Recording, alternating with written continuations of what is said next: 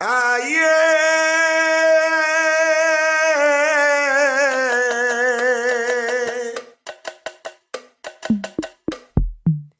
Hello Samangai! C'est comment on dit quoi? La famille ça va, la maman ça va, le papa ça va, les frères, les sœurs, tata, tonton, tout le monde va bien? Bah si ça va pas, tu sais, il y a des jours quoi. Bienvenue dans Talcamine! Talcamine. Mais tu sais, moi, je veux que tu reviennes quand même sur le point des femmes, parce que je pense que tu as dit un point très, très important. Et ça peut rentrer sur les défis vraiment contemporains dont l'Afrique devra faire face aujourd'hui et aussi dans le futur. Qu'est-ce que tu vois comme défis sociaux et économiques auxquels les femmes africaines sont confrontées aujourd'hui même, où on parle? Aïcha, Ça aussi, je sais que c'est un autre sujet, mais c'est important. En fait, c'est vraiment, ça se place sur ce que tu disais, de redonner à César ce qui était à César. Mais pour faire ça, faut vraiment, je pense que on arrive à vous faire entendre aussi et à ce qu'on le réalise qu'il y a des défis qu'il faut qu'on fixe. Il y a comment dire, c'est de résilience qu'on doit redonner encore à la femme africaine. Et c'est ceci qu'il faut qu'on fixe avant. Donc, j'aimerais bien, parce que la dernière fois, tu m'avais parlé d'un point par rapport à ça. Je sais pas si tu te rappelles, mais je pense que c'est important vraiment de voir les défis que les femmes sont confrontées aujourd'hui. en fait, déjà, on va parler simplement l'éducation. Voilà. La L'accès à base. l'éducation. L'accès à l'éducation, on est en 2024. Oui, on est en 2024. Il y a encore des parents qui choisissent de mettre leurs garçons à l'école, plus que leurs femmes, plus que leur fille. On se dit, une femme, bon, si elle sait s'exprimer dans une langue, ça va. Il y a en fait, je vais pas vraiment forcer dessus parce que ça, c'est tout un sujet, en fait. Mais je vais vous donner quelques points pour que vraiment vous réalisez à quel point c'est compliqué. Parce que quelqu'un va me dire peut-être que, mais on parle de diversité culturelle et tout. Est-ce qu'elle a besoin d'aller à l'école du blanc, entre guillemets, pour pouvoir s'exprimer, être à l'aise? Mais là, on te parle vraiment de mondialisation. On parle, parce que pour pouvoir, justement, avoir là aujourd'hui, tu vois, si on nous avait empêché d'aller à l'école, on n'aurait pas appris ce qu'on a appris, on n'aurait pas compris en fait l'importance de certaines choses et on ne pourrait peut-être pas en fait dans le futur éduquer nos enfants dans ce sens-là en fait. Donc c'est important aussi d'avoir des femmes qui sont instruites mais véritablement instruites. Mm-hmm. Tu vois? Il y a donc l'accès à l'éducation est limité. Pour même te dire, Aïcha, ah là là, même l'école coranique ou l'école du dimanche, c'est-à-dire que même religieusement aussi, on te dit non, laisse, fais les tâches, ton mari va venir t'enseigner ça. Pour te dire en fait le niveau en fait de limitation dans laquelle tu es. Tu es limité. Quand tu es limité, comment est-ce que tu peux te permettre de rêver, de voir grand, de te dire, en fait, c'est possible de faire ci, c'est possible de faire ça. Comment tu peux te dire ça, en fait? On t'empêche, on te conditionne. Moi, je peux dire, en fait, qu'aujourd'hui, en Afrique, des femmes elles sont en ville, elles vivent dans des grandes capitales et tout, mais elles sont soumises à un régime esclavagiste. Comme si on était encore parce qu'en gros, des fois, je lis des livres sur l'esclavage, j'écoute des histoires de femmes modernes, enfin, de femmes actuelles en 2024, là, qui vivent dans des capitales, de leurs enfants jusqu'à ce qu'elles rentrent dans leur mariage. Je me dis, mais, limite, on t'a vendu comme on vend les gens aux colons. Enfin, tu n'as pas eu accès à quelque chose, on veut te limiter, tu es réduit aux tâches ménagères et tout ça. Mm-hmm. Pour moi, c'est vraiment tout un vaste sujet. On pourra en parler, de toute façon, on en parlera obligatoirement dans la saison 2. Mais, donc, la limité d'éducation en accès limité, les inégalités économiques. Parce que, bon, encore, tu ne vas pas à l'école et tout ça, tu te dis, bon, je me lance dans le commerce et tout, ou je veux pouvoir commencer telle activité, ou me former même à un métier manuel ou quoi que ce soit. Tu peux pas te voir accorder certains montants de prêts. Tu ne peux pas. C'est très compliqué. Et très souvent, tu dépends de ton mari, des hommes de ta famille. Vraiment, il y a vraiment une grosse inégalité économique dans ce genre de transmission-là. Et, Ouais. et c'est compliqué. Et c'est vraiment très compliqué. Et aussi, il y a les violences, voilà, basées Oh sur le my genre. God, Chi, c'est le sujet que j'attendais de te dire de tellement. Genre, j'étais choquée par les chiffres quand je faisais des recherches sur les violences basées que subissent les femmes. Juste, dis-toi, le, l'Afrique centrale. On est d'accord qu'on voit aussi l'Afrique centrale, comment c'est grand entre les Camers, tout ça. 65% des femmes sont victimes de violences. Attendez, je vous dis pas 15%, je dis pas 25%, je dis 65%. 65%. Et on dit que dans tout le continent, au moins 55% des gens sont victimes de violences physiques Physique, mentale. physiques ou mentales ou sexuelles. Ce qui est très grave. Hein. On parle, c'est même pas la moitié. 55%, c'est plus de la moitié des gens. C'est très, très grave. Je sais pas si tu as suivi. Il y a même pas 2 semaines là, la, l'Olympique ougandaise qui a été tuée, pareil, immolée même. Non, non, on va pas parler de ça parce que, en fait, c'est-à-dire que je me suis dit, mais quoi? Parce bref, ce sujet-là ça me trigger, mais un truc de fou. Mais c'est très grave, tu sais. Et ça, c'est juste des exemples parmi tant d'autres. Hein. T'as les mariages forcés, t'as les mutilations génitales féminines. Ce sont des défis majeurs dans tout le continent. Tu peux pas citer un pays et dire que oui, non, eux, en vrai, ça va. Non, parce qu'il y a une absence totale de protection juridique et le manque de services de soutien, surtout quand il s'agit des femmes, tu vois. On nous cultive cette idée de oui, tu dois faire face, tu sais, les hommes, machin, truc. Limite, on te fait sentir que c'est ta faute. Que c'est ta faute si ça t'arrive. Et donc, comment tu veux qu'une femme comme ça se sente assez confiante, trouve en fait la force de puiser en elle et de se dire non, moi j'ai une place hyper importante dans cette société à jouer. Ah, j'ai une place hyper importante à prendre. Non, parce que elle est autour de gens qu'il faut que lui dire que non, elle n'est pas capable, c'est pas sa place.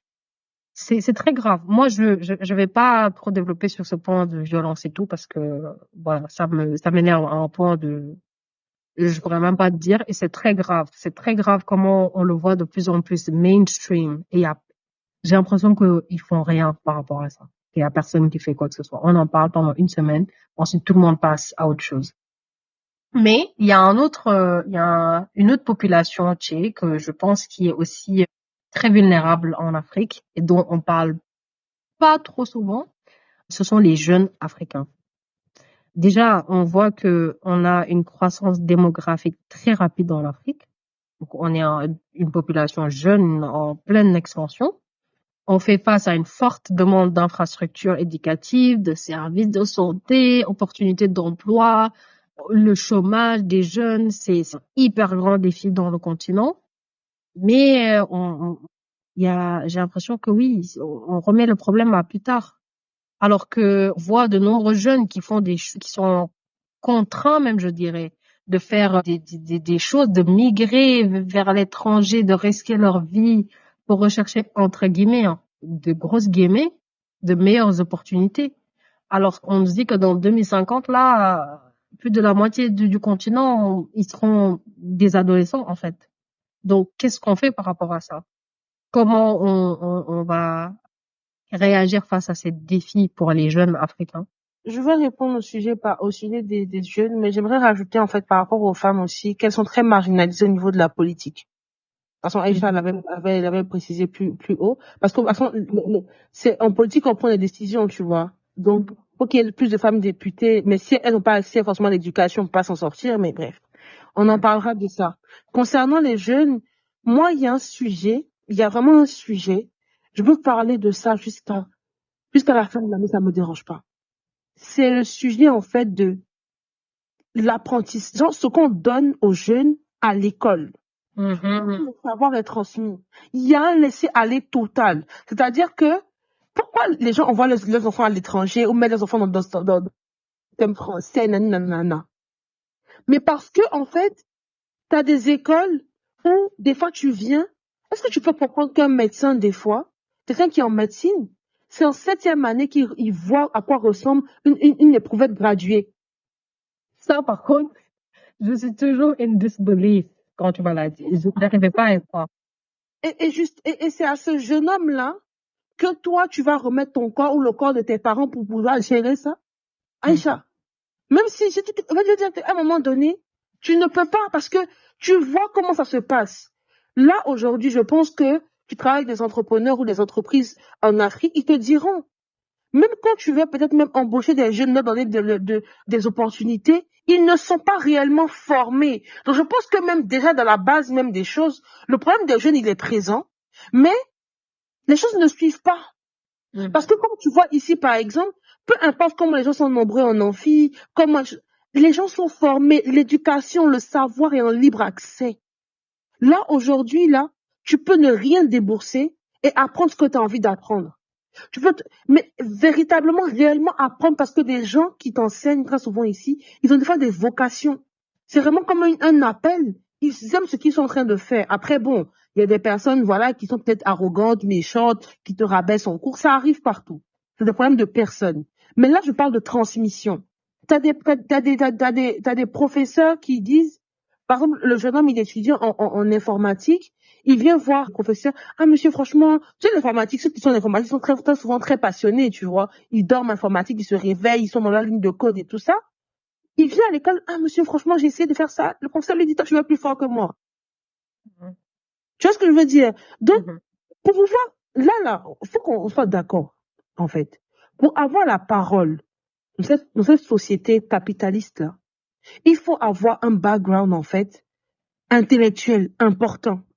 Pouvoir discuter avec des gens, pouvoir monter des business plans qui sont bien, qui sont structurés, pouvoir faire une entreprise qui dure, qui perdure, en fait. Tu vois? Ça veut dire que tu peux même être un jeune, tu dis, bon, je me lance dans l'agriculture. Mais tu n'as aucune base, en fait, réellement, pour la gestion d'une entreprise.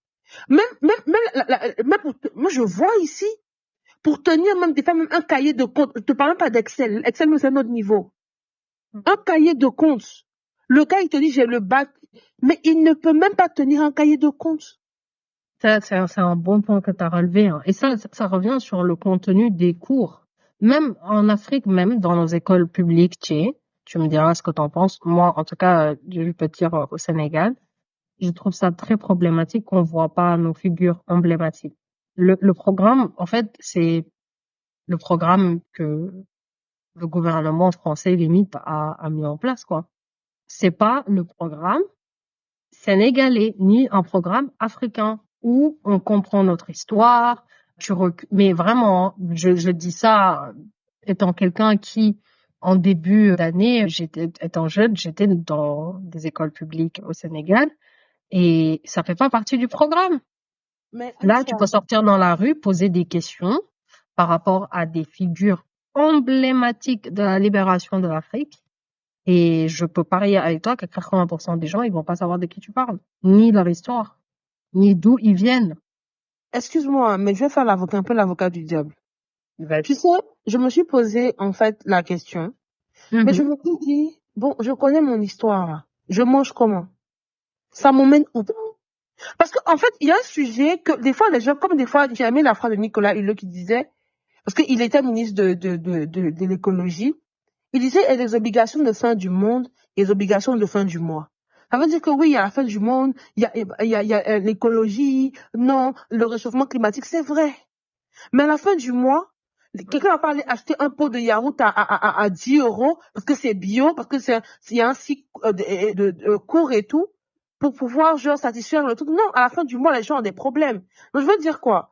Que le but, en fait, là, c'est un monde qui est capitaliste, qui est géré par les Occidentaux. Le but, c'est de pouvoir facilement, en fait, s'intégrer à eux pour pouvoir évoluer dans leur milieu. Ah, Donc, tu vois, moi, c'est là où je suis pas d'accord. non, mais parce que Aïcha, tu sais, moi, je me suis rendu compte de ça parce que, tu vois, quand tu as déjà eu les deux, c'est-à-dire, quand tu as fini de faire cette éducation-là, et que tu repars à la source et que tu commences à t'instruire par rapport à ça et tout ça, à l'Afrique, et que tu te dis, mais c'est important de s'inscrire comme ça, tu te dis, mais pourquoi on ne fait pas ça dès la base? Je comprends parfaitement. Mais à la fin de la journée, eux, ils sont dans l'optique de, tu dois travailler pour le colon, tu dois travailler avec le colon. Inconsciemment, hein. Tu vois ce que je veux dire? Donc, si on commence à faire des écoles où on parle que d'empereurs africains, on parle que de ci, de ça. Moi, par exemple, par contre, en Côte d'Ivoire, je sais que en primaire, les livres, en fait, de cours sont sur les livres d'histoire sont sur les différents royaumes, tu vois. Oui, certains aussi au Sénégal. Pardon? Oui, non, oui, je dis oui, certains aussi au Sénégal, c'est pareil. Bon. En gros, en fait, voilà, on parle du royaume et tout, donc tout ça, on parle de ça. Mais c'est vrai qu'on n'est pas vraiment, on ne parle pas vraiment, en fait, on veut mettre en évidence la colonisation, tu vois, et comment, entre guillemets, ils sont venus nous aider, tu vois, entre guillemets. Mais c'est pas la vraie histoire, tu vois, c'est pas vraiment, je vois de quoi tu veux parler, mais je me dis que là, on peut effectivement changer les choses, mais je pense que ça a été mis en place pour pouvoir s'intégrer. Parce que si tu sais qu'à l'époque, le but était d'être le meilleur élève possible pour aller étudier en France, pour se former en France, pour revenir. Tu vois, aller à être rentré à, comment on appelle ça? Comment s'appelle l'école déjà? Polytechnique, à Paris. Tous les chefs d'État, la plupart des chefs d'État, en fait, on fait plus ou moins les mêmes écoles à Sorbonne, Polytechnique, ouais. tu vois, pour revenir ensuite, voilà.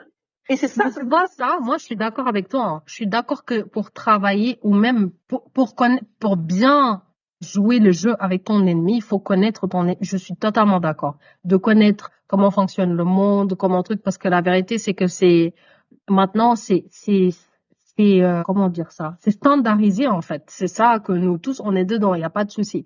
Moi, le point où je mets, c'est pas oui faire le programme à 100% que par rapport au royaume, par rapport au truc. Moi, je pense que c'est hyper important des jeunes de comprendre ton identité.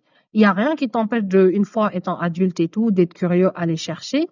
Mais il faut imaginer les gens qui ont eu ça des petits. Comment de te dire que non, moi c'est là où viennent mes racines, c'est là où je viens, c'est là où vient mon continent, c'est là les struggles que mon continent est passé par. C'est pas ça qui va te faire avancer dans le futur, mais ça fait partie des briques que tu poses et c'est ça qui construit la personne que tu seras plus tard. Comment tu vas interagir avec ce monde occident. Maintenant, là où je suis contre, c'est que dans le programme, même si c'était 50-50, il n'y a pas de problème, mais c'est pas du tout le cas. Si tu me dis que c'est pas important de revenir sur l'histoire ou de revenir sur certains de ces figures et tout, ok, d'accord, mais donc on unifie ça en fait. Donc ça va dire que c'est plus important de voir des figures emblématiques européennes parce que apprendre des histoires de Louis XIV et les gouvernements français et de savoir quelle république a fait ci, quel truc a fait ça, je préférerais, ou en tout cas faire 50-50, apprendre ça, mais aussi apprendre l'histoire de mon pays. Parce que tant que c'est l'historien qui va raconter l'histoire de Lyon, là, ça va toujours être l'homme qui va avoir l'avantage sur ça. Et c'est ça notre problème. C'est que depuis, on ne porte pas notre propre voix. On ne raconte pas notre propre histoire. On raconte notre histoire à travers la loupe de l'Occident. C'est l'Occident qui raconte notre histoire. Donc moi, c'est dans ce sens-là que je le disais par rapport au programme. Je pense il faut, si on pousse vraiment cette idée de panafricanisme, c'est pas à faire à 50%. Soit c'est à 100%, soit tu le fais pas. Oui, effectivement, mais dans les défis actuels, en fait, d'intégrer les jeunes, il y a vraiment, on peut pas, là, actuellement, les jeunes, quand on parle de jeunes, c'est des personnes, je veux dire, de 18 jusqu'à 30 ans, par exemple, voilà, qui ont fini, entre guillemets, le lycée. On peut pas forcément faire demi-tour, mais il faut vraiment se poser sur ce sujet-là, en fait, tu vois. Et c'est pas des jeunes qui sont fainéants. Tu vois, c'est des jeunes qui ont envie d'apprendre. Tu vois, qui ont réellement l'envie d'apprendre, de travailler, de se débrouiller et tout ça. Donc, il faut vraiment saisir ça. Sinon, le taux de banditisme, le taux de délinquance et tout va vraiment, va monter vraiment, va aller en hausse. Parce que, attends, j'ai faim. J'ai envie de manger. Voilà pourquoi chaque mois, ils prennent, chaque jour, même pas chaque mois, chaque jour, ils prennent des bateaux. Ils sont esclaves au Koweït. Parce que, ils se disent, ça ne va pas chez moi, je suis déterminée à réussir, en fait. Peut-être que ailleurs, ça va bien se passer pour moi. Ailleurs, tu n'es pas, ailleurs n'a pas été prêt pour toi parce que même ce que tu as pu apprendre, en fait, tu n'as pas réellement appris. tu vois. Mhm. Donc, je veux dire que il y a une sorte de flou artistique dans lequel les jeunes Africains se trouvent. C'est vraiment très, très compliqué, tu vois. C'est Mhm. très compliqué. Et après aussi, tu vois, tu as ces jeunes-là, vont un peu comme je me mets dedans, qui étudient à l'étranger, qui ont des parents quand même qui peuvent s'en occuper encore, qui peuvent trouver des financements pour leur permettre de faire un projet, et qui nous disons, ah non, mais si tu veux vraiment t'en sortir, tu peux t'en sortir, non, tu vois. Il y a toute une histoire, en fait, Mhm. qu'on ne maîtrise pas. Tu vois, tout un pan de C'est l'histoire qu'on ne complexe. maîtrise pas réellement et tout. De toute Mhm. façon, encore une fois, comme je dis, c'est un sujet. On vous tease un peu les pépites de la Oui. saison. Ne vous inquiétez pas. C'est sûr, c'est sûr. Mais je voulais te demander une autre question parce que tout à l'heure, tu as parlé, ça fait tilt dans la tête aussi quand tu l'as dit. Tu as parlé de l'environnement, de changement climatique. Quels sont les défis environnementaux que tu vois? Comment ils affectent les communautés africaines? Les défis environnementaux. Mhm. En fait, pour moi, c'est le changement climatique. Mhm. Le changement climatique, véritablement, on se rend compte de ça depuis quelque temps, des saisons de pluie qui ne se terminent pas ou des saisons sèches qui durent des jours et des jours, pendant des mois et des mois et des mois. La déforestation, Les euh, inondations. voilà, la pollution de l'eau aussi, tu vois. Parce que, Mhm. en fait, moi, vraiment, moi, toute ma base, pardon, des fois, très souvent, quand on me pose une question, je dis, n'en veux pas à la personne. C'est le manque d'éducation. Pas le manque d'éducation de savoir dire merci, bonjour, au revoir. C'est pas ça, on t'a éduqué. T'as une mère, peut-être, ou un père, en tout cas, une personne qui a pu t'éduquer. Je parle vraiment d'éducation dans le sens de vivre en société, tu vois. C'est que quand on parle d'éducation limitée par rapport aux femmes ou par rapport aux jeunes qui partent à l'école, mais vraiment c'est compliqué et tout ça, c'est justement lié aussi à ça. Parce que la pollution des eaux, lorsque tu laisses ta maison pour aller faire tes besoins dans l'eau ou aller jeter l'eau usagée avec ton sachet on fait pas de publicité ici, il vient du nom de la marque Faut pas dire, faut de, pas de, dire. de toute la société que tout le monde connaît, qui commence par U, là, qui font tout ce Oh. ils font, ils font tout ce qui est rond pour laver les habits, là, hein. Voilà. Quand tu finis de prendre ça, tu mets dans l'eau et tout, tu vois les déchets, par exemple, tu fais ton restaurant, tu vends ton poulet braisé, là, ton truc et tout, tu mets dans l'eau, tout ça, là, le même poisson, là, encore, tu vas le repêcher encore pour le manger, tu vas le jeter encore dans la même eau. Non, c'est pas possible. Donc, il y a ça, il y a la pollution et tout ça, mais il y a aussi, en fait, tu vois, comme il y a, depuis quelque temps, les gouvernements ont commencé à vraiment mettre en avant l'histoire d'autosuffisance alimentaire et tout ça. Mais il y a des produits chimiques qui sont utilisés maintenant dans l'agriculture C'est ça. pour tu vois, pour pouvoir permettre d'atteindre les objectifs et tout. Ce que très souvent les agriculteurs ne faisaient pas. C'est ils avaient leur technique et tout. Mais là, maintenant, on a de plus en plus de produits. C'est-à-dire, moi, j'ai un souci. Là, on arrive à un moment où de plus en plus les Occidentaux disent que on a découvert que tel produit chimique était dangereux.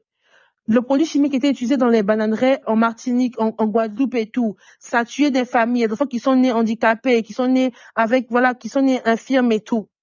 Là, ils sont en train de stopper ça. Et c'est maintenant que nous, on utilise ça. Mais tu sais pourquoi? Mais tu sais qui pousse ça? C'est ces mêmes entreprises occidentales qui poussent ça en Afrique parce que l'Afrique n'est pas encore woke par rapport à ça, n'est pas encore éduquée par rapport à ça. C'est ce qui se passe en Inde. Si tu vois tous les cases là, je vais pas dire leur nom aussi parce que bon, je fais pas la pub, leur bonne pub là pour le coup, mais je vais pas dire leur nom, qui ont eu plein de cas de cancer d'agriculteurs qui sont aux États-Unis et qui ont été sous vraiment, genre, et que ils ont été reconnus coupables, bah c'est le même genre, c'est ce même produit que tu vois maintenant vendu en Afrique parce que à chaque fois que on leur ferme une porte dans un marché, bah ils vont là où on leur ferme pas la porte. Donc le gouvernement ne leur ferme pas la porte. Alors que on a des terres qui peuvent être cultivées sans ça et qui sont mieux même sans ça. Mais c'est ce que tu as dit tout à l'heure, ça revient sur le fait d'informer et d'éduquer les gens par rapport à ça. Parfois les gens ils font pas parce qu'ils sont de mauvaise foi, mais ils font pas parce qu'ils ne savent pas. On leur a pas dit. On leur a pas bien expliqué si tu fais ça, qu'est-ce qui arrive, les conséquences et tout. C'est comme le changement climatique, c'est pas l'Afrique fait partie du continent qui pollue le moins, mais qui subit le plus le changement climatique. Mais qu'est-ce qu'on fait? Est-ce qu'on va continuer à pointer du doigt ah ouais, vous les autres là, c'est vous le problème, donc vous devez fixer? Non, comme tu as dit, on peut commencer à notre échelle. Devant ta porte, en fait, devant ta maison. Qu'est-ce que toi, tu es en train de faire et que tu sais que c'est pas bien? La déforestation, tu as touché un point tellement sensible. En Afrique centrale, moi, je trouve ça ahurissant qu'il y a personne qui se dit, qui pose la main et qui se dit, oh là là là là, stop, là, ça commence à être trop. Non! On détruit des forêts jour après jour après jour après jour après jour et ça va à tout le monde. Et encore une fois, ce bois, il va où? Je vous pose la question, je vais même pas vous donner la réponse. Ce bois, ça va où? Qui achète? Qui demande? Qui passe les commandes? Voilà. Et après, c'est ces mêmes personnes qui vont revenir vous dire, oui, non, mais il y a des déforestation dans tel pays et tout. Faudrait qu'on fasse tout. Ils vont encore collectionner votre argent. Ouais, on est ici, on est là. Vous allez rien voir. C'est toujours pareil. Donc, du coup, en fait, c'est ça, c'est ça les plus gros défis, en fait. Mais je pense que, encore une fois, ce qui peut faire notre force, là, actuellement, vis-à-vis des défis qu'on rencontre, c'est vraiment la résilience. Tu vois? Ça peut vraiment nous permettre, en fait, de pouvoir continuer. De toute façon, on a fait un épisode de la résilience et tout, vous pouvez aller voir, mais on parlait plutôt de résilience individuelle, mais de toute façon, tout part de l'individu et ensuite, tu vois, ensuite en communauté et tout ça, ou ça peut être l'inverse aussi. En tant qu'Africain, ça peut être l'inverse.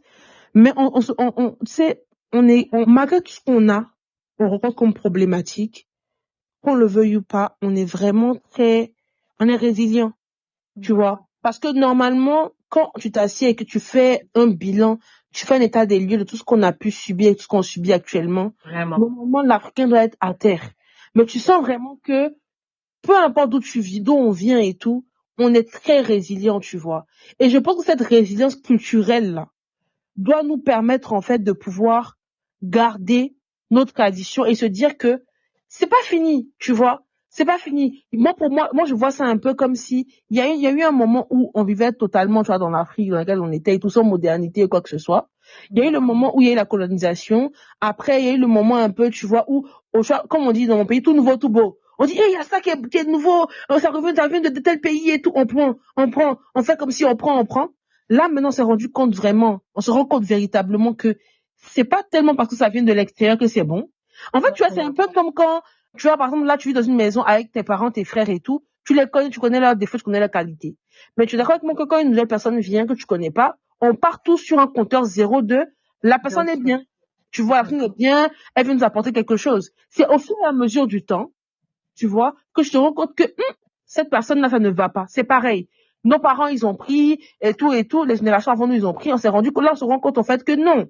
Pas parce que ça vient de l'extérieur que c'est bien. Parce que nous aussi, on fait de bonnes choses entre nous-mêmes et tout. On peut prendre un peu chez eux de ce qui peut nous permettre de pouvoir nous émanciper encore plus. Et puis voilà. Mais garder en tête vraiment qu'on est résilient. Parce que quand on te décrit les horreurs, les atrocités qui sont passées durant l'esclavage, si t'es pas fort mentalement, t'es pas fort même physiquement, enfin, il y a une force de résilience vraiment qui coule dans nos veines, en fait, tous Africains qu'on est. C'est obligé. Donc, pour moi, c'est ça qu'on doit mettre en avant pour pouvoir continuer à faire face, tu vois, aux différents défis qu'on a et pouvoir être sûr, en fait, que pour moi, la résilience, vraiment, c'est le moteur de notre changement, en fait, tu vois. Il n'y a pas de débat. C'est vraiment ça qu'on va apprendre pour pouvoir aller de l'avant. Vraiment. Mais après, à part ça, je pense qu'il y a des solutions qui peuvent être mises en place. Je sais pas si tu...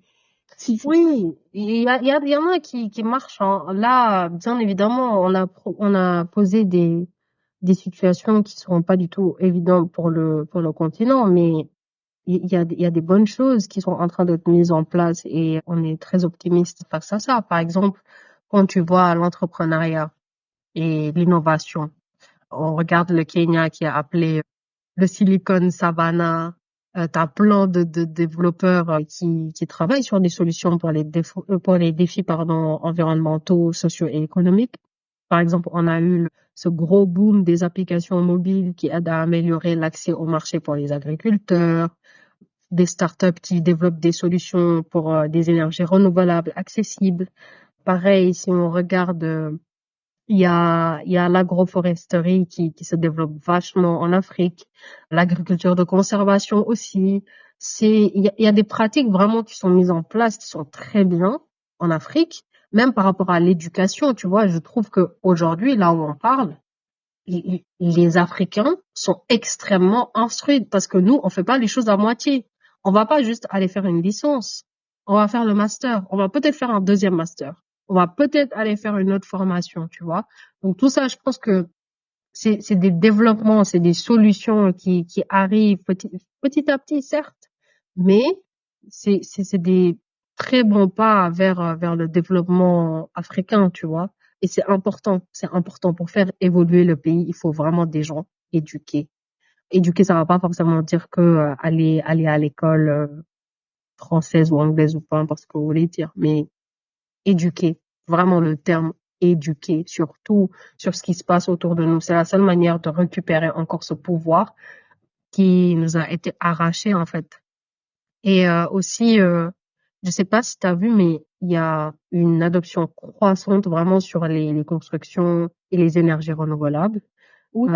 Et ça, tu vois, encore une fois, c'est des initiatives locales. Il y a des micro-réseaux qui se mettent en place, qui arrivent à développer des projets qui sont même encore plus importants que les projets que les gouvernements nous proposent. Donc, ces initiatives locales, pour moi, qui s'engagent pour une meilleure gestion de tout, en fait, que ce soit nos ressources naturelles, que ce soit notre force économique, pour moi, c'est des choses qui sont importantes et on a des pays qui sont vraiment des exemples par rapport à ça. Comme je l'ai dit tout à l'heure, le Kenya, l'Éthiopie, le Rwanda, le Botswana. Donc, c'est vraiment, on a des bonnes choses en place et je pense que l'avenir de l'Afrique, ça dépendra de sa capacité à mobiliser ses ressources culturelles et technologiques pour répondre vraiment aux besoins croissants de la population et du développement. Oui. Là, je pense vraiment que tu as tout dit. Petit message à Amidou, quand tu finis de lever Gwendoline ici, tu finis de faire des études, tu finis de travailler, prends tout ce que tu as comme information, comme savoir-faire là, viens mettre ça au service. Même pas forcément, en fait, mine de rien, je dis aux gens très souvent, tu peux même vivre à l'étranger, hein. Si tu te sens à l'aise là-bas, pas de problème. Mais trouve un moyen quand même d'apporter quelque chose à ton continent. Il y a besoin quand même, mine de rien, de toi aussi, de ton savoir-faire, de savoir-être en fait. Parce que les solutions innovantes là, on n'apprend pas ça forcément sur place. Des fois, pour moi, voilà pourquoi je me dis, je veux forcément éduquer mes enfants, tu vois, en Afrique, quitte à ce qu'ils partent à l'étranger après. Pourquoi? Parce que tu vois les réalités, tu comprends certaines choses. Tu vois, tu te dis, ah, ok, ça fonctionne comme ça, d'accord, ok. C'est comme par exemple, une fois, j'étais en cours et on parlait de comportement responsable, éco-responsable et tout. Et j'ai parlé du fait que, tu vois, les bouteilles d'eau minérale, là, nous, on remet du jus dedans pour boire. Tu vois? Les pots, les habits. Tu sais, en Afrique, il n'y a pas de gaspillage. C'est ça que les gens, ils comprennent pas. Nous, leurs inventions, là, on a eu ça depuis. Il y a tout qui se réutilise chez nous. Mais justement, mais après, pour moi, en fait, c'est aussi le côté de, les gens se disent, oui, c'est la pauvreté qui a motivé. Oui, la pauvreté rend malin, on trouve des solutions et tout ça, c'est vrai. Mais, en même temps que tu as ça en tête et que tu pars à l'étranger, tu peux trouver, en fait, comment assainir, en fait, mieux ces bouteilles-là, comment mieux les reconditionner, comment mieux comme ci, comme ça. Donc, tu reviens, en fait, voir les choses, tu vois, et en ramener ces solutions innovantes-là, qui viennent de part et d'autre, en fait. Pour moi, des fois, les gens vont dire, mais vous critiquez l'Occident, mais vous ramenez les choses de chez eux. Non. En Occident, tu vis, en fait, dans un environnement où le savoir, comme tout à l'heure, est à portée de main. Où tu as des endroits où tu peux aller te poser, tu as des livres, en fait, tu as l'information, en fait, comme on dit, tu as l'information est la clé de tout. Tu as l'information, tu as accès à l'information, tu as accès à tout. Donc, et tu as accès à d'autres personnes aussi qui ont expérimenté des choses et tout. Vraiment, je veux dire que les bases de données, le savoir est à portée de vue. Tu vois? Donc, c'est ça qui te permet, en fait, qui te facilite les choses pour ensuite revenir. Par exemple, je prends l'exemple, il y a des livres d'auteurs africains que tu te bats pour trouver en librairie en Afrique, que tu trouves ici dans toutes les librairies. C'est incroyable. Mais en fait, je dis, mais attends, tu cherches il y a des trucs que tu aimerais lire, des trucs que tu aimerais comprendre. Tu vas dans une librairie en Belgique, par exemple, tu prends, il y a vraiment, tu as près de 10 mètres 10 mètres sur 10 mètres de bibliothèque avec des trucs africains, des sujets qui concernent l'Afrique. T'as même pas ça dans ton pays. Et c'est pas pour te couper, hein, mais c'est pour une des raisons pourquoi à chaque fois les gens disent oui, mais de toute façon, les gens qui sortent et qui partent à l'étranger, ils reviennent pas. C'est une de ces raisons. L'être humain, on est tous des êtres humains. Le fait d'être valorisé et de sentir que ton continent ou ton pays te valorise aussi, c'est un sentiment incroyable. Imagine, t'es une autrice, tu passes, et encore, on sait très bien que autrice africaine, c'est pas eux tous ou elles toutes qui gagnent bien leur vie, tu vois. Tu sors un livre, tu t'attends à ce que ton pays au moins te soutienne de cette façon, c'est-à-dire tes livres sont accessibles aux gens. Tu l'as pas et tu vis dans un pays où en sortant tes livres, on te donne l'espace de faire des meet-up, de rencontrer des gens, faire signer tes livres, d'avoir une visibilité que même ton pays te donne pas. Donc à la fin, est-ce que tu peux blâmer cette personne de se dire bah non, en fait je reste là parce que c'est là où je suis valorisée, c'est là où je me sens valorisée. Donc, je pense que ça aussi, c'est une manière qu'on réalise aussi ce qu'on supporte. C'est pas supporte, les gens qu'on encourage en tant qu'Africain. Là où tu investis ton argent, là où tu vas lire, là où tu vas acheter ton pain, c'est important. C'est important de donner de la visibilité, de valoriser les gens. Pardon, Tu de vois? te couper. Ça m'a fait penser à ça quand tu Non, as mais tu as raison. C'est comme les artistes peintres aussi. Ils sont pas valorisés dans leur pays, mais à l'extérieur, ils sont valorisés. Moi, je me dis quoi? Si ta clientèle est française ou, je sais pas, est belge ou peu importe, ok, tu crées, mais tu viens dépenser, tu viens créer de l'économie dans ton pays. Tu vois? Voilà. Mais tu peux vendre à l'extérieur comme en fait, le but, on n'a pas dit de se fermer à eux. Moi, pour moi, je me dis, on est tous des êtres humains, tu vois. On est en mondialisation et tout ça. Moi, c'est l'histoire où on me dit d'oublier qui je suis. C'est ça. Je me fonde dans la masse. Je me dis non. Je sais qui je suis. Je suis ce que je suis et tout ça. Mais je me sens à l'aise où je suis, où je vis là aujourd'hui, tu vois. Je suis à l'aise là, mais ça m'empêche pas demain de donner aussi un peu à mon continent, tu vois, même pas à mon continent, forcément à mon pays, même à ma ville, tout simplement, tu vois. Donc, pour moi, c'est ça. Et puis voilà. J'espère que cet épisode-là vous a plu, que vous avez kiffé. De toute façon, vous devez kiffer. C'est ça. Si C'est vous ce qui ne vous kiffez pas, attend. si vous ne kiffez pas, on connaît votre camp. C'est vrai, c'est vrai. Non, c'est totalement vrai. Mais en tout cas, c'est ces gens, on se sent aussi responsable d'avoir une plateforme, peu importe sa taille, même si c'était une personne qui nous écoute par semaine, c'est quand même une plateforme. Et en tant qu'Africaine, je pense que tu es comme moi, on se sent responsable, en fait, de devoir amener ces sujets de conversation qui sont très, très importants parce que étant des jeunes qui, voilà, on l'a fait, hein, ce qu'on vous dit, partir, s'instruire et tout ça, rencontrer, regarder leur mentalité, comment ci, comment ça. C'est important aussi de penser à d'où on vient, en fait, nos racines. Donc, comme on vous l'a dit, ça, c'est vraiment, ça commence à être l'introduction de ce qui vous attend pour la saison 2 où on va vraiment centraliser sur ça. De toute façon, on aura un épisode où on va vous expliquer ce à quoi vous pouvez vous attendre pour la saison 2. Mais en tout cas, ça nous a tenu à cœur de parler de ce sujet, de cette diversité culturelle qui, bien que parfois est source de défis, mais c'est une richesse incommensurable, en fait, qui doit être valorisée. Ces identités différentes qui peuvent s'entrecroiser pour créer un continent dynamique et en perpétuelle transformation jusqu'à ce que nous, en tant que jeunes, en fait, on n'ait plus besoin de quitter notre continent en ressentissant ce besoin. Non, que ça soit juste quelque chose on peut le faire, ouais, bah, pourquoi pas aller découvrir une autre culture, une autre manière de penser, apprendre et revenir. Pas que ça soit un échappatoire. Donc voilà, on espère qu'en tout cas, ça vous a plu et que ça ait créé une forme de réflexion aussi chez vous comme chez nous. Je pense qu'on va terminer l'épisode avec on va dire on n'a pas parlé de ça tellement c'est un sujet grand et important, mais on pourra vous faire d'autres parties aussi. Ça nous a donné des idées. Je vais les partager tout à l'heure avec toi, Chi, avant de vous partager avec vous sur comment nous aussi on peut aider un peu. Sur ce point, on a parlé des jeunes. Pourquoi pas créer un système de mentorat où nous qui avons fini nos études ou quoi, de quelle manière on peut s'approcher de ces jeunes, de quelle manière on peut aider sur cette éducation et instruction. Donc voilà, n'hésitez pas à nous dire en commentaire si vous avez des idées et ce que vous en avez pensé. Et puis voilà, c'était tout pour moi. Chi, est-ce que tu as des trucs à dire? Tu peux libérer l'otage, on se sait. D'accord, je vais libérer l'otage. Merci beaucoup. À la semaine prochaine. Ciao, ciao. Les gars. Fidu fofu du fi talkamin lawai. T'es d'accord ou pas? On a omis des choses? Viens, on en discute en DM sur notre Instagram @talkamin. On se retrouve la semaine prochaine pour une nouvelle conversation épicée.